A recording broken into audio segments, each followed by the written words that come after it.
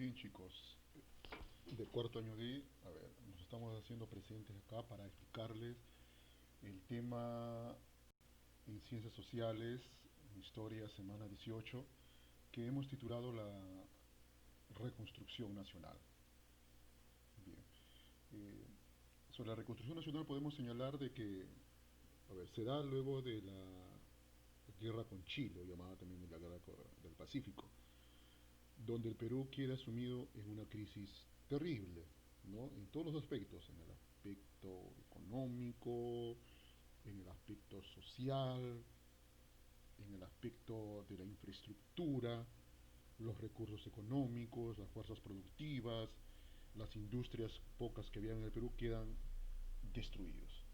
Ante eso, los gobiernos que van a venir luego de firmado el Tratado de Ancón tendrían que ser gobiernos que reconstruyan nuestro país hundido en una crisis terrible.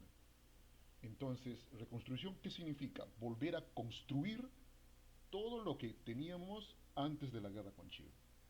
Entonces, los historiadores han señalado eso el periodo de la reconstrucción nacional, que abarca desde el año de 1884 a 1889.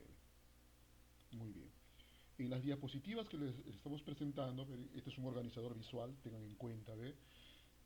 Estamos diciendo, se está señalando que el periodo de inestabilidad política y social que se origina luego de la desastrosa derrota con Chile. A eso llamamos reconstrucción nacional.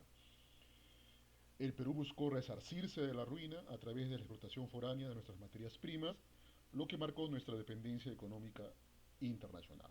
O sea, cuando dice explotación foránea significa que tuvieron que venir inversionistas extranjeros, como en el caso de los ingleses, a usufructuar los recursos naturales que teníamos nosotros, por ejemplo, la minería, los recursos minerales. Se concesionó los ferrocarriles, por ejemplo, los puertos. Entonces, eso iba a quedar en manos de países extranjeros. Hay dos etapas de la reconstrucción nacional. Uno es el llamado segundo militarismo, que abarca desde 1884 a 1895. Se llama segundo militarismo porque van a entrar a gobernar militares que habían participado en la guerra con Chile. Entonces, dentro de ellos tenemos Miguel Iglesias, ¿no? El que firmó el Tratado Ancón y que muchos tuvieron desacuerdo, de Andrés Sabino Cáceres, héroe de la Breña, héroe de la resistencia de la guerra con Chile, el gobierno de Remigio Morales Bermúdez y el segundo gobierno de Andrés Avelino Cáceres. Entonces, a eso se llama, a estos gobernantes se les llama militaristas, ¿no? El segundo militarismo, porque hay un primer militarismo antes de la guerra con Chile. Y también se considera dentro del periodo de la reconstrucción nacional al segundo gobierno de Piérola. Pero Piérola era un gobernante civil, que si bien participó como soldado en la resistencia del Perú en la guerra con Chile, pero era un civil. Tanto es así que fundó el Partido Demócrata y entró a gobernar. Por eso no se lo considera como militar en ese sentido. Acá tenemos los presidentes que hemos mencionado del segundo militarismo. Miguel Iglesias, su figura, 1884-1885. El primer gobierno de Andrés Avelino Cáceres, 1885-1890. El gobierno de Remigio Morales Bermúdez, 1890-1894. Y el segundo gobierno de Andrés Avelino Cáceres, el brujo de los Andes, el que se resistió con sus montoneras a la invasión chilena. Luego pasamos acá algunos aspectos importantes, hechos, algunas obras de estos gobernantes de la reconstrucción nacional. Miguel Iglesias, por ejemplo, tuvo que soportar la rebelión de Pedro Paula Atusparia en la ciudad de Huaraz, que se rebeló ante este gobernador al cual consideraba traidor por haber firmado el Tratado de Ancón, ¿no? Y después otros pliegos dentro de los reclamos de don Pedro Paula Atusparia. Se produce la reapertura de la Universidad de San Marcos, cerrado durante la guerra con Chile, el nombramiento de don Ricardo Palma, este literato peruano importante de nuestra historia, como director de la Biblioteca Nacional, bibliotecario mendigo. Se produce el sacrificio de don Daniel Alcides Carrión como mártir de la medicina peruana, había una epidemia de paludismo o fiebre amarilla y en la investigación él pues se inmola, ¿no? Para buscar una cura a este problema.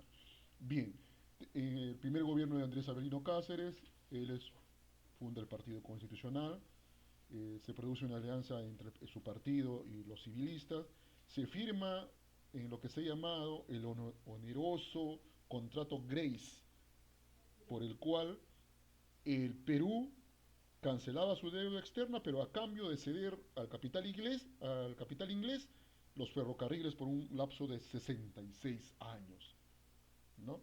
Eh, Se crea el patrón monetario de plata, aparece un escritor protestante, anárquico, don Manuel González Prada, con su discurso del famoso politeama, donde pongo mi dedo en la burocracia estatal peruana, sale la pus, la corrupción, señalaba don Manuel González Prada.